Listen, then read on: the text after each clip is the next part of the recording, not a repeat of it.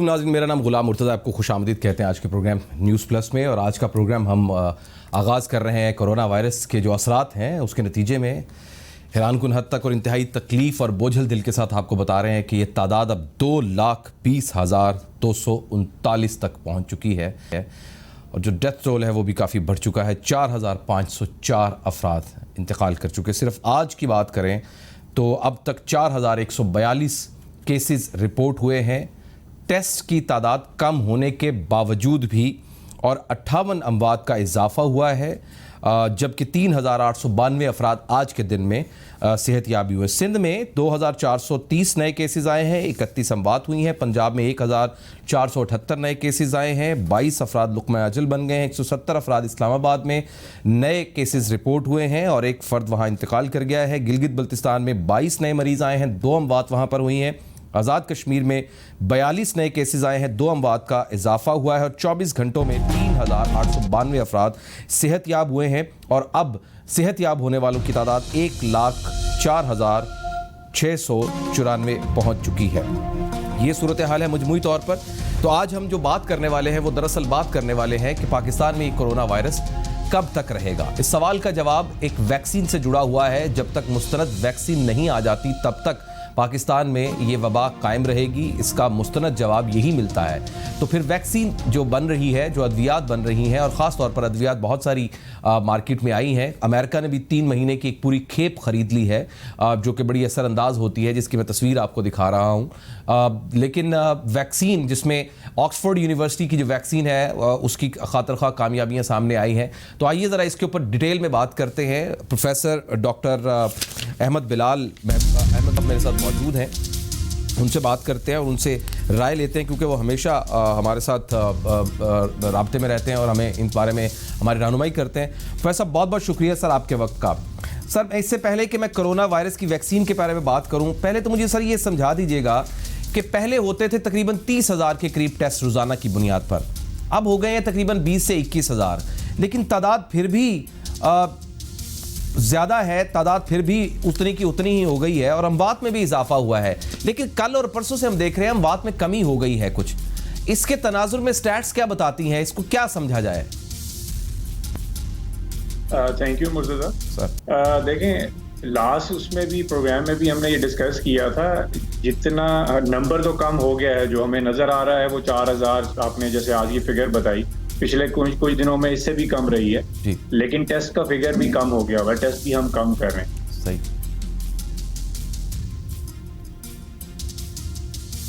या ज्यादा हो कोरोना अगर मरीज घर में ही अपना इलाज कर रहा है और टेस्ट नहीं कराता ड्यू टू साइकोलॉजिकल रीजंस, जो कि बहुत सारे हैं, जिसमें से आप ये ले लें कि जी हॉस्पिटल जाएंगे, जो एक वो है कि जी जहर का टीका एक चलता रहा यूट्यूब के ऊपर के डॉक्टर लगा देते हैं। उसके अलावा अगर आप आ जाएं तो आपको ये भी पता है कि जी जो चाहता है मरीज वहाँ पे, तो वो एक तरह से आइसोलेशन में चला जाता है। जब आइसोलेशन में चला जाता है तो घर वाले उससे मिल नहीं सकते।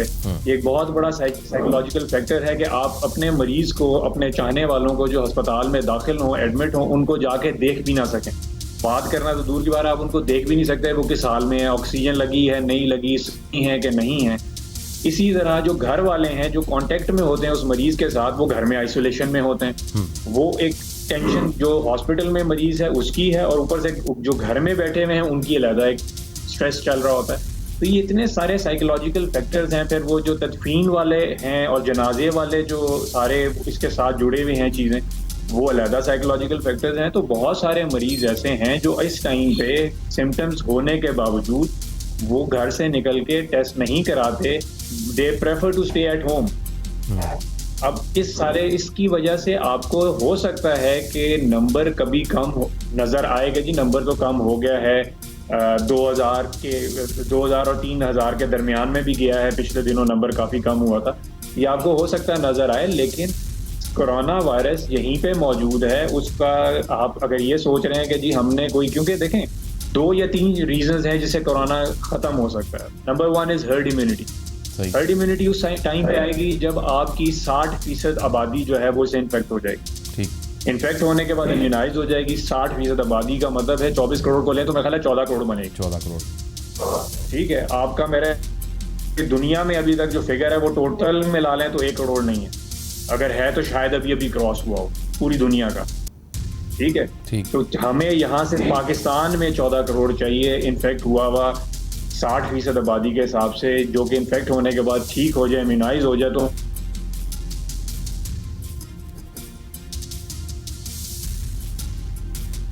टाइम पॉइंट इसमें आपको तकरीबन 7 से 10 साल लगेंगे अगर वैक्सीन नहीं आती तो।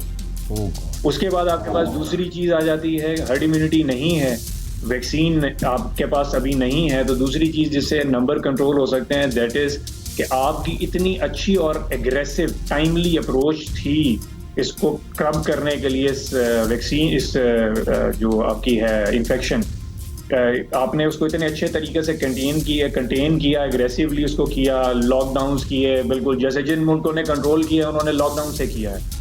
बाकी किसी भी मतलब अगर आप देखें तो जिसकी भी अप्रोच है बड़ी एग्रेसिव किस्म की अप्रोच है। अगर हमारी अप्रोच देख लीजिए तो हमारा मुल्क तो उस टाइम पे हमने लॉकडाउन खोला था जब हमारा नंबर अभी स्टिल ऑन द राइज, मतलब हमारा ग्राफ ऊपर की तरफ जा रहा था।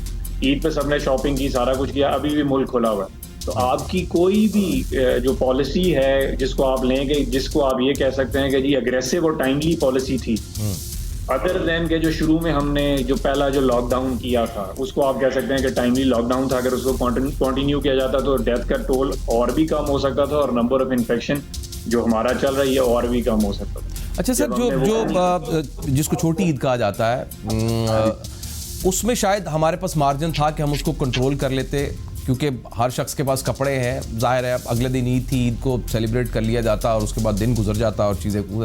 सर अब जिस खतरे की तरफ मैं निशानदेही कर रहा हूँ, मुख्तलिफ एनालिसिस के अंदर भी मैं बता रहा हूँ कि असल में एक स्पेल आएगा जो अगस्त के एंड तक हो सकता है। उसकी वजह यह है कि तकरीबन 28, 30, 31 तारीख को, शायद किसी भी तारीख को बकर ईद हो और उससे 4-5 दिन पहले से ख़रीदारी शुरू हो जानी है, मंडियों में जाना शुरू हो जाना है और वहाँ पर SOP के अमल दरामद तो नामुमकिन वाली बात है। कितने को पुलिस एहलकार आप रखेंगे, जानवरों को छूना है, अफराद को छूना है, करीब से गुजरना है, रश बहुत ज़्यादा होना है। अब तो मंडियाँ भी बहुत ज़्यादा नहीं होनी तो क्राउड भी बनना है, कुर्बानियाँ सब ने करनी, गो कि कम कर लेंगे नहीं कि करनी सब ने है।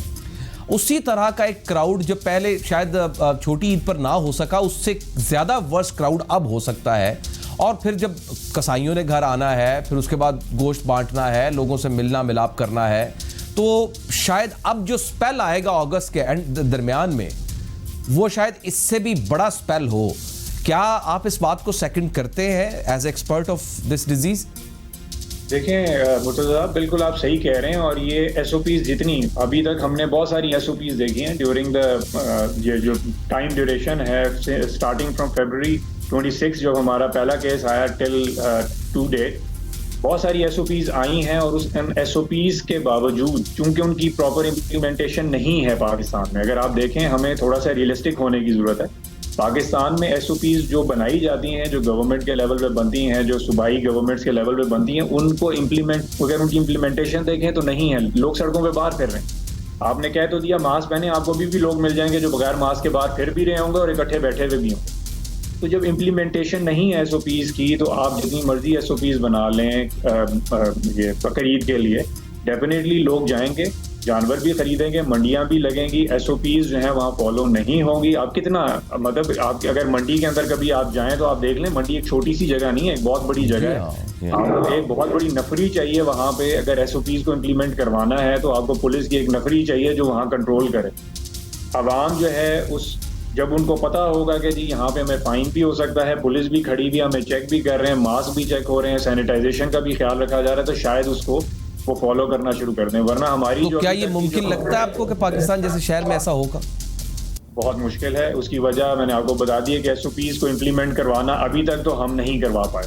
अभी तक अगर आप देखें तो कोई भी SOPs मैंने नहीं देखी कि जो कि आपने बनाई हो, गवर्नमेंट ने बनाई हो और वो फॉलो हुई। सर एक और सवाल का जवाब दीजिएगा कि क्या जी जो कोरोना वायरस है वो इफेक्ट करे, क्योंकि जानवरों में अभी तक कोई शायद उसकी कोई रिपोर्ट नहीं हुआ केस कि जानवर कोरोना वायरस से मर गया है या कोरोना वायरस से उसकी डेथ हुई है, लेकिन जानवर की स्किन के ऊपर तो, या वो बाल किसी छतरे के, ये जिनके बालों वाले होते हैं, ऊन जिसके ऊपर चढ़ी होती है, उसके ऊपर जाहिर है हर बंदा चेक करता है उसको हाथ रख के, इसका कितना वजन है, कैसा है।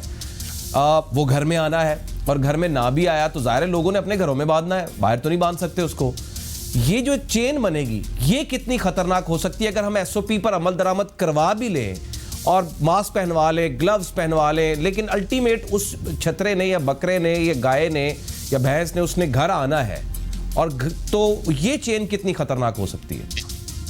देखें मुर्तज़ा, इसमें जो अगर आपको याद हो तो शुरू में आया था बहुत ज़्यादा, मतलब जब स्टार्ट हुई थी ये बीमारी तो उस टाइम पे बहुत सारी सरफेसेस के ऊपर जो ड्रॉपलेट जो गिरता है जिससे इन्फेक्शन आगे फैल सकती है, उसका जिक्र था कि जी इस सरफेस पे ये 2 घंटे रह सकता है। जो मेटल की सरफेस है उस पर 12 से 14 घंटे जो सबसे ज़्यादा जो रहता था वो मेटल की सरफेस पे था। इसी तरह जानवर के ऊपर जो बाल हैं, अगर कोई बंदा वहां से गुजर रहा है और खांस रहा है और उससे जो भी उसके मुंह से जो कतरे निकलते हैं वो उस जानवर पे गिरते हैं उसके ऊपर, और दूसरा बंदा आके उसको हाथ लगाता है उस जानवर को चेक करने के लिए, जिस तरह हमारे यहाँ चेक किया जाता है, मुंह खोल के दांत चेक किए जाते हैं, सारा जानवर को देखा जाता है कुर्बानी के लिए, वो करता है और उसके हाथ पे लग जाते हैं और उससे आगे इन्फेक्शन जो है वो उस तक पहुंच सकती है, बिल्कुल इसमें पहुंच सकती है। अगर वो अपनी आंख को, चेहरे को हाथ लगा लेगा, मास्क को हाथ लगा लेगा तो चांसेस हैं कि वो होगा। ये एक चेन बन सकती है। इसके लिए बहुत ज़रूरी है कि इसके लिए भी एसओपीज बनाई जाएं।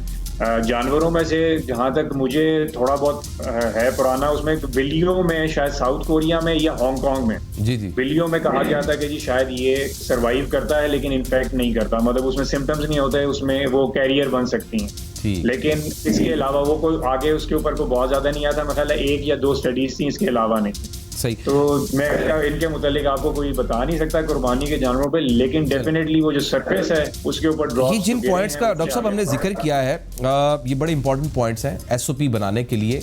मैं आपसे सजेशंस भी लूंगा किसी अगले प्रोग्राम के अंदर कि जब जानवर खरीदने के लिए जाए तो जाहिर है हम ग्लव्स पहन के या मास्क पहन के और घर में आने से पहले घर से बाहर ही या एक जगहों पर हम कपड़े चेंज कर लें, शावर ले लें तो घर के अंदर आ जाएं। तो जानवर को इस वायरस फ्री करने के लिए हमें क्या तरीकाकार करने पड़ेंगे, इसके लिए मैं आपसे सवाल करूंगा। लेकिन अब जरा वैक्सीन के बारे में सर बता दीजिएगा। को ऑक्सफोर्ड यूनिवर्सिटी के बारे में पता चल रहा है कि वहां से जो वैक्सीन बन रही थी उसके बड़े पॉजिटिव रिजल्ट्स आ रहे हैं। कुछ जर्मनी से, कुछ जापान से भी आवाज आ रही थी। को हमें जरा क्लियर कर दें कि वैक्सीन की क्या पोजीशन है, क्योंकि उसके बगैर, उसके बनने के तक तो कोरोना मौजूद है। हाँ जी मुर्तज़ा साहब, इसमें जो वैक्सीन्स पे जो इस टाइम पे जो 3 मुल्क हैं जिनमें आप कह लें कि मुकाबला है कि कौन वैक्सीन पहले ले आएगा। एक है अमेरिका जिसमें मॉडर्ना की वैक्सीन का हम काफ़ी पहले बात कर चुके हैं। दूसरी है ऑक्सफोर्ड की जो यूके से है, ये है इनकी आगे कोलैबोरेशन हुई है एस्ट्राजेनेका। ठीक है।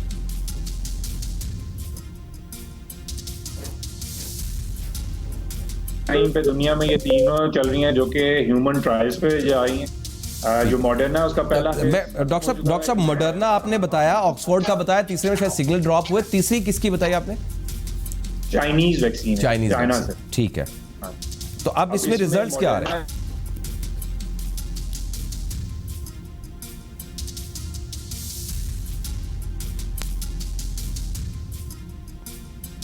उनसे राब्ता मुनक़ता हुआ है और हमारा टाइम भी ख़त्म हो गया। मैं चाह रहा था कि इसके बारे में पता चल जाए, लेकिन ज़्यादातर मेरी जो इन्फॉर्मेशन है वो अमेरिका का ज़्यादा फास्ट चल रहा है, लेकिन ऑक्सफोर्ड यूनिवर्सिटी से भी जो खबरें आ रही हैं वो भी बहुत अहम है। उधर से चाइना की, तीनों का एक मुकाबला है और हर शख्स मेहनत कर रहा है कि किसी तरीके से ये वायरस इनसे निकले, क्योंकि तीनों ही इफेक्टेड है और अच्छे खासे इफेक्टेड है। ज़ाहिर है चाइना, फिर उसके बाद बरतानिया, अमेरिका, तो ये जिसके पास भी आएगी। दुख और अफसोस ये है कि अल्टीमेट हमें ख़रीदनी ही पड़ेगी। शायद चाइना हमारी इसे बनाने के लिए, एंटीडोट को मज़ीद मल्टीप्लाई करने के लिए, हमारी रिसर्च के लिए मदद कर दे कि आप इसे इधर भी बना सकते हैं, मुख्तलिफ फर्म्स को भी हायर कर सकते हैं, हम गवर्नमेंट लेवल पर भी कुछ शायद कर सके, लेकिन हमारे पास कुछ लैब ही नहीं है, मैन्युफैक्चरिंग की लैब ही नहीं है। अल्टीमेट हमें ख़रीदनी ही पड़ेंगी और वो बहुत महंगी भी हो सकती हैं। एक ब्रेक लेते हैं नाज़रीन, और ब्रेक के बाद ज़रा जिक्र करते हैं वज़ीर-ए-आला पंजाब का तोड़ फोड़ का मामला है, उसके लिए मुतहर्रिक भी हुए हैं और नून लीग और पीपल्स पार्टी के MPs ने उनसे मुलाकात की है, और पहली बार नहीं बल्कि तीसरी बार मुलाकात की है। उस पर बात करते हैं ब्रेक के बाद।